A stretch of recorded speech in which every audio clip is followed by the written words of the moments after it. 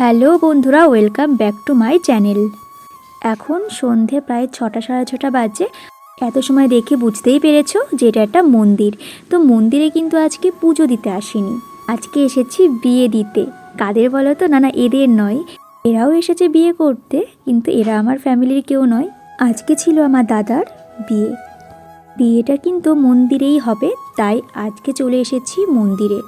এটা আমাদের গোবরডাঙ্গার একটা জাগ্রত কালী মন্দির, প্রসন্নময়ী কালী মন্দির। এই কালী মন্দিরে কিন্তু অনেক ইতিহাস আছে, সেই ইতিহাসটা তোমাদেরকে নেক্সট কোনো একটা ভিডিওতে শেয়ার করব। তো দেখো, আজকে যেহেতু বিয়ের ডেট, তো অনেক বিয়ে হয়েছে। তো দাদার নাম্বার ছিল ফার্স্টে, কিন্তু যেহেতু লেটে আসা পড়েছে, সেই জন্য আগে একটা বিয়ে হয়েই গেল। এখানে মন্দিরে বিয়ে করার একটা নিয়ম আছে, কিছু ডকুমেন্টস জমা দিতে হয়। তো সেই ডকুমেন্টসগুলোই কিন্তু ওরা একবার চেক করে নিচ্ছে, তারপরে দেখো বিয়েটা হচ্ছে। আর এই সময় আমি আর কোনো কথা বলবো না, তোমাদের সাথে আগের ভিডিওতে বলেছিলাম যারা মন্দিরের বিয়ে দেয় তাদের সাথে শেয়ার করব কিভাবে বিয়েটা হয়। তো সেগুলো তোমরা দেখতে থাকো।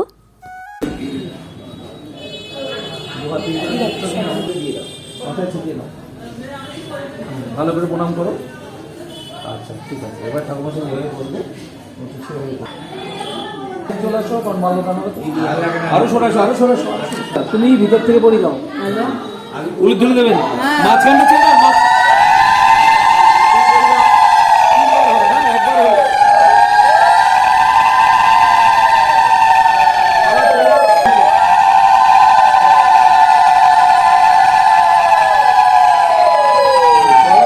নিচু করো, মাথা নিচু করো। আরেকবার হবে। বলো, ভিতর দিয়ে পড়ি দাও, বলো।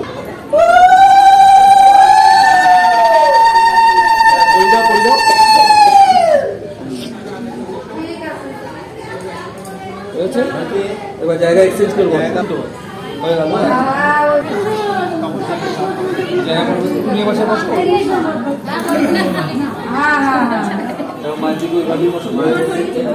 যেভাবে বলছি সেভাবেই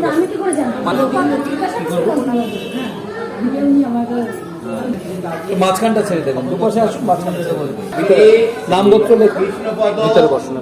মন্ডল মহাশয়ের পুত্র রাজেশ মন্ডল মা প্রসন্নময়ী চরণ ধরে নারায়ণ ব্রাহ্মণ সাক্ষী রেখে শপথ করছি যে শ্রী জ্যোতিষ পাল মহাশয়ের কন্যা সাবিত্রী পালকে বিবাহ করে ধর্ম পত্নী রূপে গ্রহণ করিলাম। স্ত্রীর প্রতি যাবতীয় দায়িত্ব কর্তব্য ভরণ পোষণে বাধ্য রইলাম, ইহার কোনো অন্যথা হইবে না।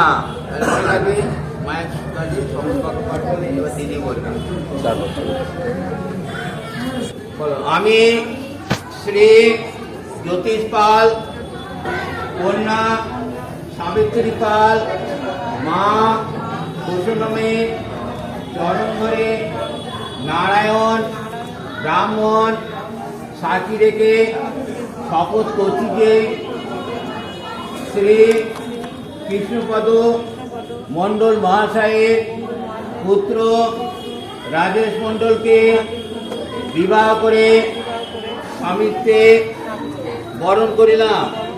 স্বামীর প্রতি যাবতীয় দায়িত্ব কর্তব্য পালনে বাধ্য রইলাম, এর কোনো অন্যথা হইবে না। আর মনে থাকবে, এটা হাতে রাখো, পরাং খুলেছে এরকম আমি যা বলছি সেরকম মতো করবে। মানে কি প্রথমবার কি কপালে দেবো বলছি।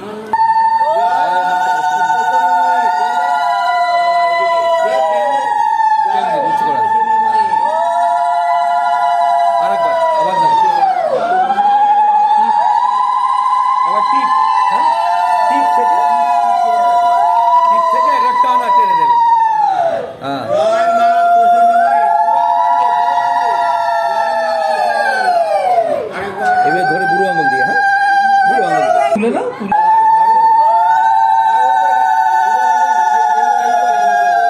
হ্যাঁ টেনে দাও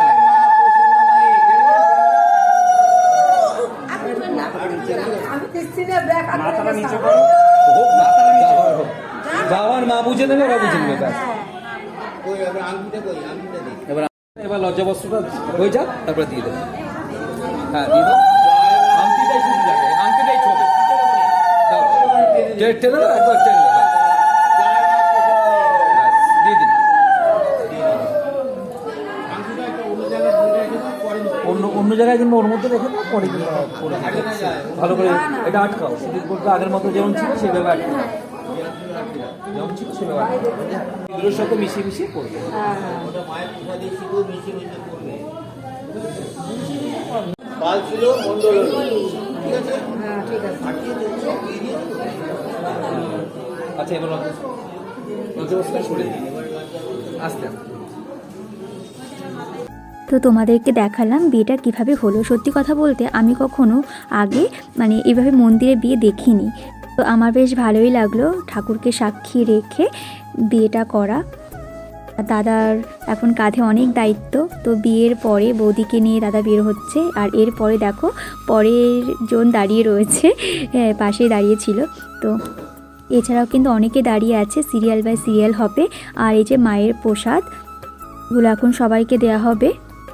তো বিয়ে হয়ে যাওয়ার পর এবার গাড়িটা বাইরে দাঁড়িয়ে রয়েছে, আমরা সবাই চলে যাব এখন বৌদিদের বাড়িতে। বাড়িতে যাওয়ার সাথে সাথে আমাদের জন্য চলে এসেছে টিফিন, বরযাত্রীর টিফিন। এর আগে কিন্তু একবার দুধ চাও দিয়েছিল, তো সেটার ভিডিও করা হয়নি। আর আমাদেরকে ঘরে আগে বসিয়ে দিয়ে দাদাদের কিন্তু আর ঢুকতে দেয়নি। তো আমরা ঘরে বসে বসে দুধ চা খাচ্ছিলাম, টিফিন খাচ্ছিলাম।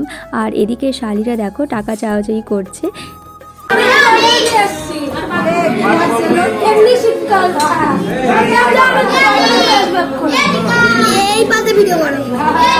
দাদা বলে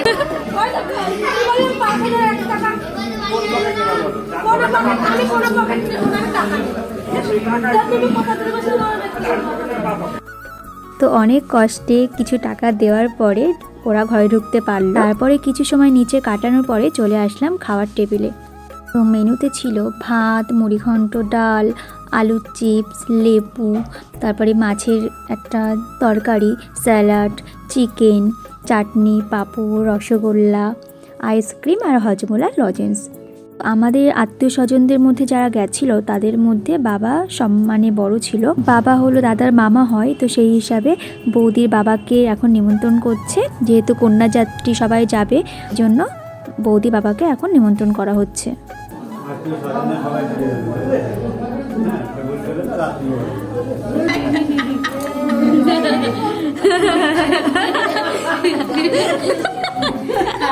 রাতেই দাদা বউকে নিয়ে চলে যাবে আর আমরাও বাড়িতে চলে যাব। আমরা দাদার সাথে আর যাবো না, আমরা আজকে বাড়িতে চলে যাব। দাদারা দাদাদের মতো ওদের বাড়িতে চলে যাবে।